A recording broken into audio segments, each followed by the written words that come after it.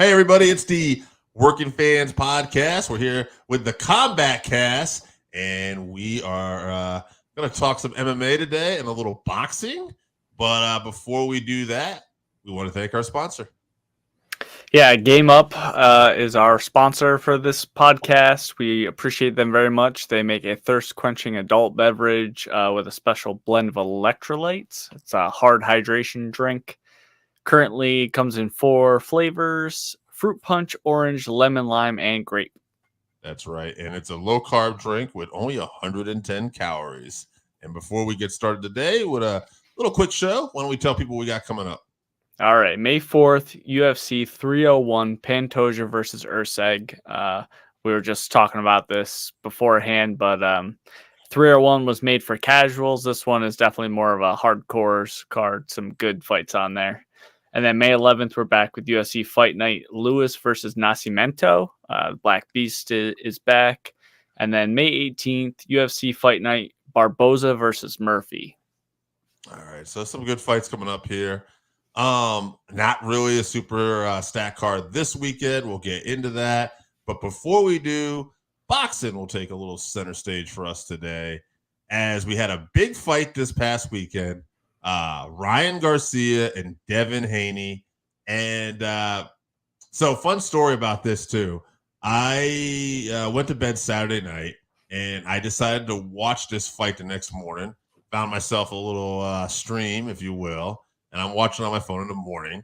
And I thought I was pretty safe with spoilers. My man Chevy texted me a surprise. Now, I want to point this out. I'm watching it in the first 4 rounds. Now, Garcia puts him down just like similar he did to Gervonta Davis in round 1. And then Haney is pretty much outboxing him for the next couple rounds. So when Chevy texted me that he won the fight and he knocked him down 3 times, I was like, normally I would just ignore him. I wasn't expecting anything. But then when I saw it, it's like, oh, shit. And so I stayed. I was intrigued because I was like, how did we get here? And anyway, so I'm watching this, and I have to say, it was very interesting because I felt like, one, Ryan Garcia definitely kind of, I think, pulled the wool over eyes a little bit. I think he played up. I think he might have been whatever. I don't know if it just started off as he just went a little over the top. And then he realized it got attention. So he said, I'm going to go with this. And, people bought into it. Whatever the case will be, I will say there was some unfair narratives, I think, that came out through the Gervonta Davis fight that he kind of put to rest. One, that was his first loss to Davis. And Davis did take him out in the middle rounds, 6-7, I don't remember, and with a body shot. Mm-hmm. But if you remember, there was a hydration clause in there, and they had to re-weigh Ryan Garcia the next day, and Tank didn't have to do that. Garcia really went out of his way to get that fight. This was not the case. Ryan missed weight. That should be noted, too. But obviously... And pounded a beer on the scale while he was missing weight. Yeah. Yeah. Yeah, But what I will say is, although I thought Haney was the better boxer, that power Garcia had was really difficult for Haney to deal with. And without the hydration issues, the power didn't leave. So in those later rounds, he still had that power, and he was able to rock Haney. Now, personally, I thought this fight was a draw. The zone guy that they have talk similar to Dean Thomas, who would come in and give his thoughts. He had it a draw. One of the judges had it a draw. And then the other judges, I think, had like it 5 rounds for Garcia. And it was just strange. But it was a very close fight. No issue with Garcia winning. At the end of the day, I just thought the big difference was Haney could not deal with that power, especially when he got in the later rounds. Now, could he make some adjustments in the rematch? Outbox him, keep his distance, some of that? Absolutely, but so could Garcia. So I think it's a very interesting fight if they decide to do this. Yeah, I don't think Ryan was very defensively sound. Right. But what defense he does have is that check left hook, and that's what he kept hurting Haney with. Haney landed like 10 times as many jabs as Ryan did, but Ryan just was waiting for that check hook, I feel like. And Ryan also took rounds off for sure to conserve some of that energy, you could tell. And then turned it on in certain rounds to win. And he looked much better when he was the one that was going forward. Like in round 1, he just came out and went right at him, marched him down. You said this too. His body was much different without the with being able to rehydrate after the weigh-ins, because he's really going down to fight these guys. He's a little bit bigger, so it is a depletion to go down there. And you could tell he looked a lot better for sure. There were some things in the fight I did not like, though, and reasons why I watch MMA and not so much boxing. A lot of clinching, which, in an MMA fight, obviously there's clinching and grappling, but they're in dangerous positions in those situations, not in a boxing fight. The ref taking the point away from Garcia when he hit him on the break, that seemed a little bit soft to me personally. And then also, for some reason, Ryan just kept turning his back. Yeah. And then Haney would punch him in the back twice, and then they would just separate them. I'm not sure why he's not allowed to just keep hitting him and circle to his front and hit him. I don't know.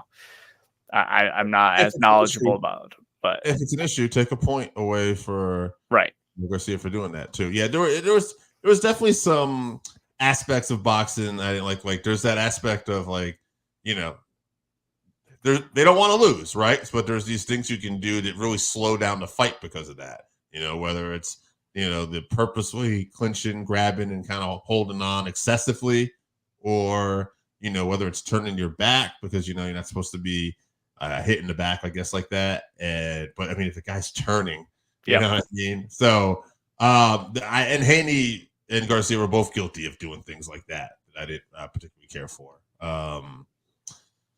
But I will say this too, on a positive note, I will add this too.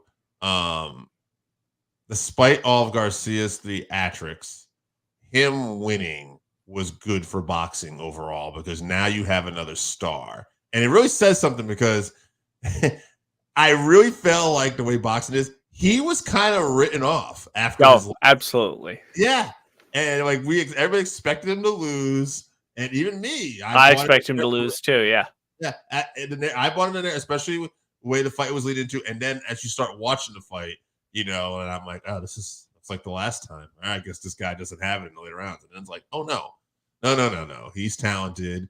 He could do this. And maybe he'll lose a rematch with Haney, but then they have a trilogy. You know what I mean? So this is a guy, and they've also fought many times in amateurs. So this was their 7th fight actually that they fought each other, and it was 3-3 before this. So this is the first time they fought in the pros, and Ryan gets it. But they fought many, many times. I don't think that he put him down 3 times in any of those fights. So he's definitely improving. And so that's a great point too that I didn't bring up. They have fought so much as amateurs. So this was somebody that Garcia was not necessarily, not to say he's ever intimidated, but you're familiar with. There's a comfortability there too. So good for boxing overall to have this fight. Good outcome overall, despite the fact there was, like Chevy said, some excessive strange things that just happen. But that's on the ref. Yeah, that's not so much on the fighter. It's on the ref. But now I'll throw one more out there before we go on to the next subject. Would you like to see, with a non-dehydration clause, would you be interested now in a rematch with Garcia and Tank? Yes, absolutely. I mean, I'd watch them fight a bunch of times. I think there's so few. How do I put this? There's so few, I'll say, superstars in boxing. I want to see the people I know and have heard of fight each other. So, yes, I think that those are the 3 guys in that weight division that I know. Haney, and I guess Shakur Stevenson, those guys. So, yeah, let's see him go at it again. Obviously, you could tell in the pictures and watching the fight, Ryan looked much better in this fight physically. So, yeah, let's see it with no rehydration clause. There is something good about a big time boxing fight. Like it stinks that the overall product, I think, compared personally when you look at it like from a card standpoint from UFC and MMA, UFC in particular with MMA has done such a good job of building up their undercards. They had a lot of this week won't be a good example of that, but there's a lot of cards that really, you're invested in more fights, especially the main card. There's at least 5 fights you're usually invested in, and then even some below that. Whereas boxing, it's really, for the most part, built around that main event. But on the flip side of that, when that main event is done right and the presentation is right, we've seen it a few times, it's really cool.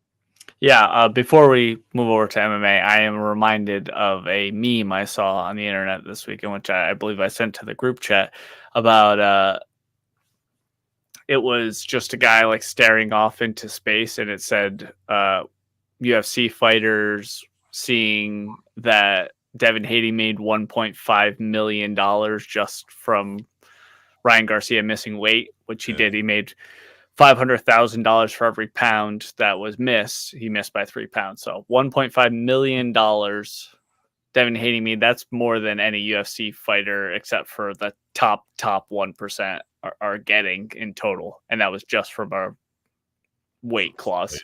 Yeah. And that, I'll go over before we get out of here too, is that's just the thing, right? Boxing has that freedom that they can kind of institute and make these little like side things in their contracts because it is more of a free agency. You have different promoters and they're all working, not necessarily together, which is the problem sometimes, but they all are working in the best interest of their fighters and they get these things like done. And Garcia, now just going back to this too, I will say I thought about this. Whether it was calculated that he knew he was going to miss weight or whatever, and that happened at the end of the day, yeah, it cost him $1.2 million. But if he was going to struggle with a weight cut and he was going to be in his head, especially after what happened the last time with Gervonta, getting this win, like it or not, is going to be more profitable for him in the long run because now he's guaranteed himself much more big money fights than rather if he made the weight and then just lost. Right. People aren't going to remember that part for sure. They're going to remember that he beat a guy that everyone thought he was going to get demolished by. I can't believe how much we spent on boxing this week as opposed to what we're going to do about MMA, but it is justified when you look at the two things. So let's move on to it. UFC Fight Night this weekend. Chevy, tell people what we got. All right. This is UFC Fight Night Nicolau versus Perez. It's a 7 p.m. Eastern start time for the main card in the Apex. So that should tell you what you're getting. On the undercard, few notable fighters. Tim Means, David Onama, Austen Lane, Ariane Lipski. So there are some fun fighters on there. Yeah. For the most part, they're fighting somebody you've never heard of, though. Probably up-and-comers, dangerous fights, but people you don't know. So let's get into this co-main event. This is an exciting fight. Ryan Spann versus Bogdan Guskov. All right, Guskov is 15-3, 13 KOs and 2 subs. This guy likes to finish his fights. All right, he's won 5 out of those last 6, and he's 1-1 in the UFC. So this is a test for him. Ryan Spann is 21-9, 6 KOs, 12 subs, 3 decisions. He's 2-2 in his last 4 fights, and he's on a 2-fight losing streak. So Ryan's back is probably up against a wall a little bit here. And even though Ryan's got actually more subs than he does knockouts, he's super explosive. And you should look at some of the finishes he had of like Dominic Reyes and other people. Big Nog. What's that? Big Nog. Big Nog, yeah. So, like, that being said, his back's against a wall. I like Spann here. All right. I could be surprised because I don't know enough of Guskov, although I'm impressed with his record and what I've seen of him. But I'm going to go Spann back against a wall, and I'll say second round submission because I think he's going to knock him down, and then I think you'll get a submission on him. Yeah, Bogdan has finished all of his wins, but he recently got choked out by Volkan Ozdemir, who is not a high-level grappler by any means. So that makes me question the level of grappling that he's faced outside of the UFC. Ryan is a tremendous grappler. He has power on the feet, like you mentioned. I think he's going to respect Bogdan's power. So I think he shoots immediately, gets a takedown while he's dry, and gets a first-round submission. Okay, first round, yeah. All right, we'll move on to Matheus Nicolau versus Alex Perez, flyweight. Flyweights. Matheus is 19-3-1, 5 KOs, 5 subs, 9 decisions. He's won 6 out of his last 7, and he's 4-1 in the UFC. So Matheus has been doing very well. Alex Perez, 24-8, 5 KOs, 7 subs, 12 decisions, but he's on a 3-fight losing streak. So again, talk about another situation where a guy is back against a wall. But for him, I just don't feel as confident here going into this. I think it'll be a great fight, but I like Matheus here. And again, I think I'm going to go for another submission here. I was looking at some of Perez's losses, and he's been susceptible to getting choked out in submissions throughout his career at different times. So I'm going to go with Matheus, and I'm going to go third round sub. Yeah, I don't think Perez is worried about getting KO'd by Nicolau, so I bet he does everything he can to keep it standing. He knows where, he has the advantages. He knows his back is up against the wall, like you mentioned. So I'm hoping for a finish, but I think we're going to get a close decision. I think Alex keeps on the feet, and he wins by decision. Okay. All right, we'll still see. All right, tell people what we got coming up one more time, Chevy. All right, May 4th, UFC 301, Pantoja versus Urseg. The great Jose Aldo returning on that card as well. Oh, yeah. And then May 11th, UFC Fight Night, Lewis versus Nascimento. May 18th, UFC Fight Night, Barbosa versus Murphy. All right, guys. Thanks for tuning in. And before we get out of here, take a listen to one of our favorite sponsors again. If you haven't tried Game Up, then you are missing out. Imagine your favorite seltzer and your favorite sports drink had a baby, but it's way better than that. Each can is 110 calories, low carb, 4.9 ABV. It's a nice light drink that is not light on flavor.